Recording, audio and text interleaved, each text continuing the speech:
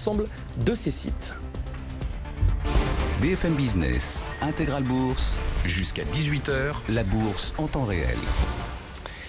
Et une demi-heure après le coup d'envoi des cotations, les marchés américains sont proches de l'équilibre. Le Dow Jones perd 0,15% et le Nasdaq recule à peine de 0,1%. On en parle avec Grégory Volokin, président de Mescart Financial Services aux États-Unis. Bonjour Grégory. Bonjour. Nouveau développement des tensions commerciales, non pas avec la Chine mais avec l'Europe. J'en parlais dans les titres. Washington souhaite imposer de nouvelles taxes douanières sur une série de produits européens. On parlerait de quel calendrier pour leur mise en place si elle devait avoir lieu?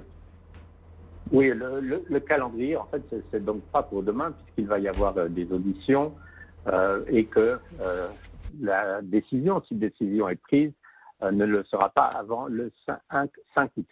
Ce qu'il faut dire, c'est que c'est assez intéressant ce mélange de genres, parce que d'un côté, les États-Unis s'en prennent à Airbus, mais il faut savoir que les subventions de Airbus, comme celles de Boeing, sont depuis 15 ans un sujet très très important au niveau de l'Organisation mondiale du commerce, et qu'en fait là, les deux régions géographiques sont coupables d'avoir subventionné leur industrie aéronautique. Mais par contre, de mélanger l'agriculture, parce que quand on parle de fromage, quand on parle de raisin, quand on parle de vin, etc., c'est vraiment de l'agriculture qu'on parle. C'est là que je pense qu'il pourrait y avoir un sujet très très délicat à venir pour la suite, parce que comme on le sait, l'agriculture, que ce soit en France ou d'autres pays d'Europe, est largement subventionnée. Donc, je dirais que c'est un signal qui est envoyé là par les Américains, peut-être moins en direction de Boeing et d'Airbus que en direction du prochain front, qui sera peut-être d'un côté les automobiles, ça c'est certain, et de l'autre côté le dossier agricole. Dans l'actualité également, l'introduction en bourse d'Anheuser-Busch InBev à Hong Kong. Sabrina Quagliozzi nous en parlait tout à l'heure à l'ouverture du marché américain. Ce n'est pas un hasard, Grégory, si ça se passe à Hong Kong? Ça se passe à Hong Kong, d'abord parce que c'est les activités asiatiques évidemment de Anheuser-Busch, que la façon d'attirer des investisseurs sur des stocks qui sont très exposés à la Chine, c'est évidemment sur la place boursière de Hong Kong, car peu d'institutionnels actuellement traitent, par exemple, à Shanghai. Mais il faut aussi dire que où est-ce que la croissance actuelle de AB InBev continue à être forte, c'est vraiment sur le marché asiatique et notamment le marché chinois. Parce que si le marché asiatique est déjà quand même assez mûr, on parle d'une croissance annuelle entre 3 et 5%, par exemple au Japon. Par contre, la croissance des ventes de AB en Chine est de 23%. Or, pour cette compagnie qui a une forte contraction, il faut vraiment le dire aux États-Unis, que les Américains boivent beaucoup de bières artisanales et peut-être de moins en moins de Budweiser, ils ont vraiment besoin, donc, AB InBev, d'un relais de croissance et aussi de commencer à rembourser une partie de leur dette, qui est due à l'acquisition qu'ils avaient fait assez récemment. Donc, plein de logique et en même temps un énorme deal puisqu'il va dépasser même en taille l'introduction en bourse de Uber. Dans l'actualité entreprise aux États-Unis, le faux pas de Nike, une controverse à propos d'un drapeau américain à 13 étoiles sur des baskets de l'équipementier sportif. Ça fait des ordres puisque c'est un symbole qui rappelle l'époque de l'esclavagisme aux États-Unis.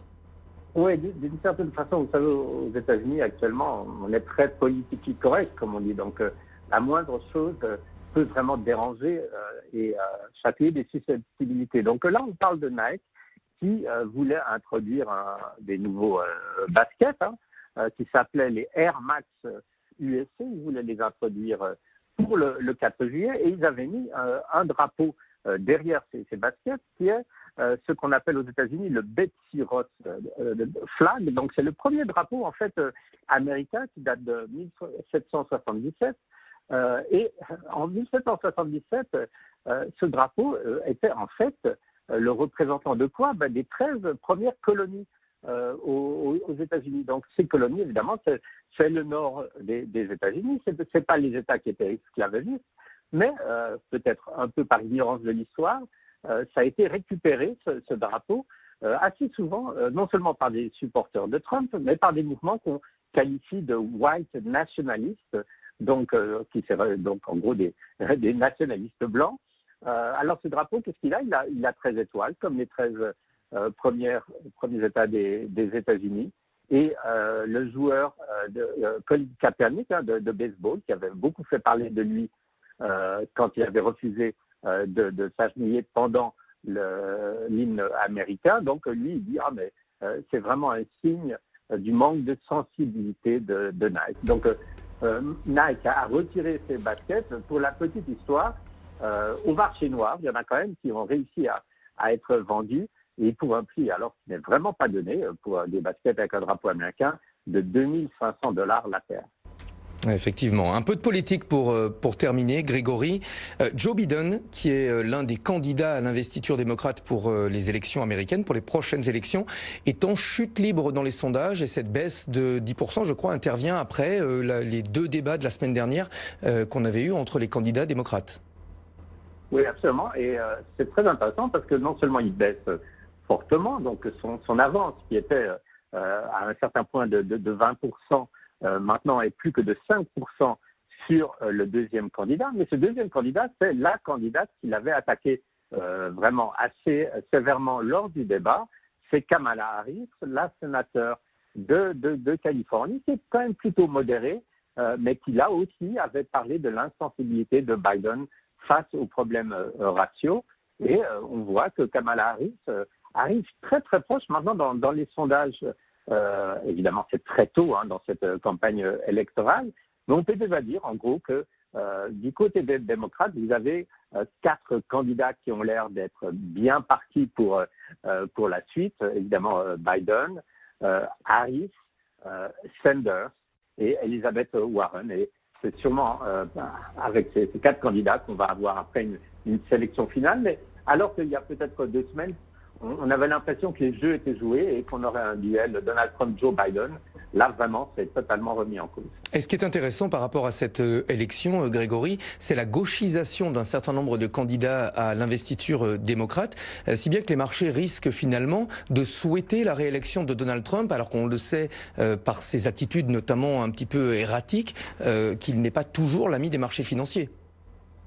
Son imprévisibilité ne facilite pas la tâche des investisseurs. Voilà, je le reformule.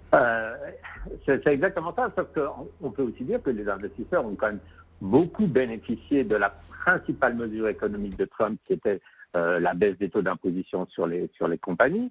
Quand vous voyez le marché cette année en hausse de 20%, il faut aussi dire que Trump ne manque pas une occasion pour dire l'économie n'a jamais été aussi forte, regardez les marchés, c'est grâce à moi.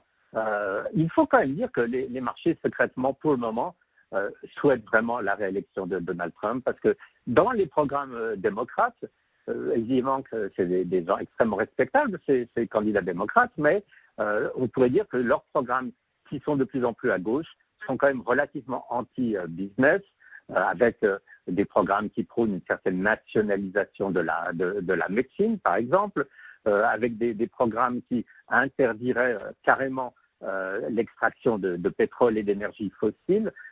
Tout ça, à un certain moment, pourrait inquiéter beaucoup Wall Street. Donc, Wall Street ne s'exprime pas du tout, mais secrètement, je pense que pour le moment, ils espèrent que Trump, malgré toutes les vagues qu'il fait avec ses tweets, pour le moment quand même, reste le favori des marchés.